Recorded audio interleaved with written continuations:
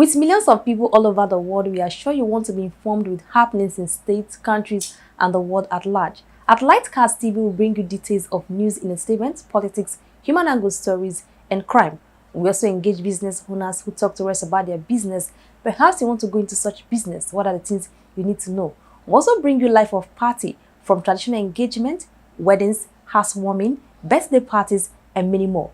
Keep a date with all the happenings on LightCast TV by subscribing to our channel. Former presidential aide Mokri has accused the president-elect Bola Tinubu of rigging the 2023 presidential election intelligently. Reno, who belongs to the camp of the People's Democratic Party presidential candidate Atiku Abubakar, said Tinubu used his conscience in rigging the presidential election. The political activist made the claim in a series of Twitter posts alleging that the Labour Party presidential candidate Tinubu also rigged, but he was unintelligent. According to him, Tinubu allowed other candidates to have small votes during the rigging process, while describing the former governor of Anambra State as the rigger-in-chief of the presidential election. Reynolds said, in the history of Nigeria's election, no candidate has ever scored 97% in the southeast. In his word, Tinubu did rig intelligently. At least, he used his conscience to give small votes to other candidates. P2B rigging was so unintelligent in the history of Nigerian politics. When and where have you heard a candidate getting 97% in some areas in the southeast? The P2B that is shouting everywhere that he was rigged out is saying nothing about those areas in the southeast where he got 97% of the votes. Where else did this happen during the Nigerian election in 2023? Yes, the election was rigged, but Obi was the main chief rigger.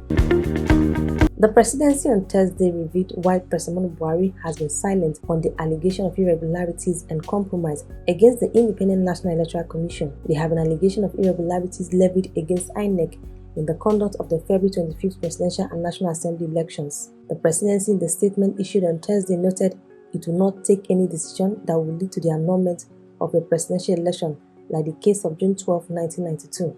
It has advised any candidate or political party that is not satisfied with the conduct and outcome of the election to approach the court for redress. The presidency stated this in a statement released through his senior special assistant to the president on media and publicity, Garba Shehu, titled at the 5th United Nations Conference on Least Developed Countries. President Buhari drums up support for Asiwaju Bola Ahmed Tinubu's presidency. Before the election, President Buhari had different fora, both local and international, assured that he would ensure that the election that would herald his exit from office would be credible, free and fair and transparent, and that the outcome would reflect the wish of the people in choosing who would lead them. The signing into the law of the Electoral Act 2022 and the use of technology for the election were indications that President Buhari was ready to bequeath to Nigerians a transparent electoral process devoid of manipulations.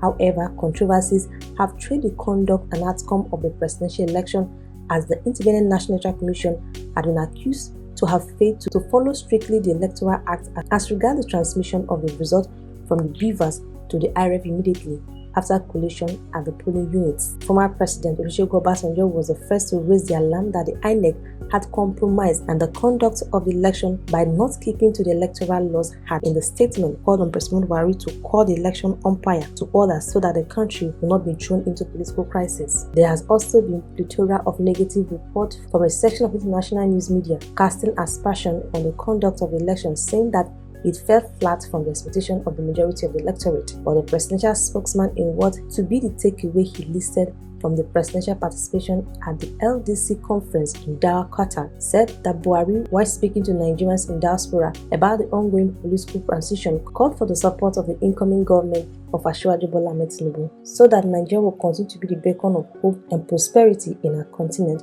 and an example for other African countries to emulate.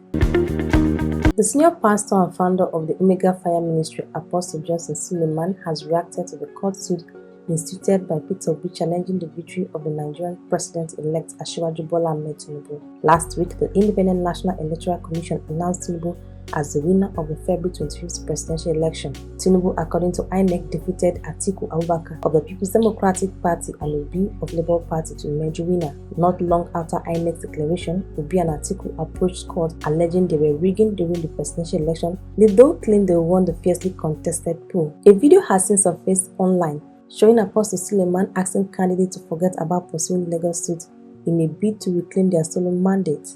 Reacting to the viral clip, Apostle Suleiman explained that the viral trending on social media was part of the message in 2015 and 2019, stressing that it is not current. In a tweet, Apostle Suleiman reiterated his support for the former governor of Anambra State, urging the public to disregard the video because it is not directed at Obi. I was just told at a video where I told people about the 2015 or 2019 election to forget about the court is being circulated. Like I said, it is not recent. No, I'm solidly behind Peter Obi going to court. I have never said otherwise in secret or public.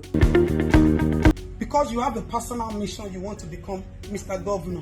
Mr. Governor, my foot. Not in Lagos State. Not before Babajide Sanwo-Olu. At least, Passion Pejide ni Musin Governor. Oshati Eshin Bo. Oshati Eshin Sheni Moba. He at least he still does his bits.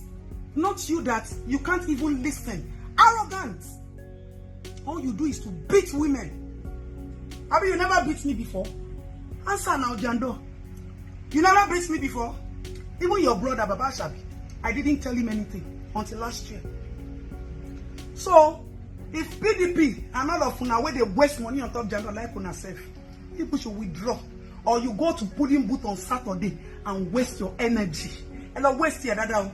And not waste your dada. Don't even say why. Mama play last card. Last card, me move play. Oh, brain me could sink at anybody. Why is your wife?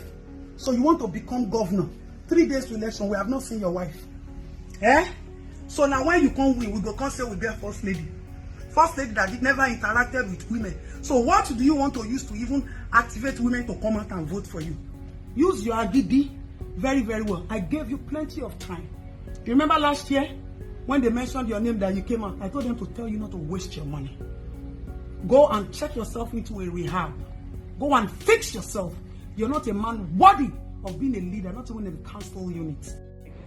Good morning, Lagos. It's important that I address you because some rumors have been circulating that certain traditional rulers, Bale of Ijegun, Ilegushi, are declaring Oro festival that's supposed to start today and go all the way into Saturday. Our intelligence reporters said that this is unconfirmed, it is a lie, and it is false. These are rumors that people are putting out just to intimidate or scare you. Traditional rulers know better than doing any festival that will in any way disenfranchise any voters. Carry on our activities. We have barely 3 days to go. Interact, network, ensure that we get the maximum voter turnout in these local governments, and be rest assured that we are going to come out in force to ensure that we resist any form of intimidation or harassment on Saturday, and our votes are going to count because we are going to follow through and make sure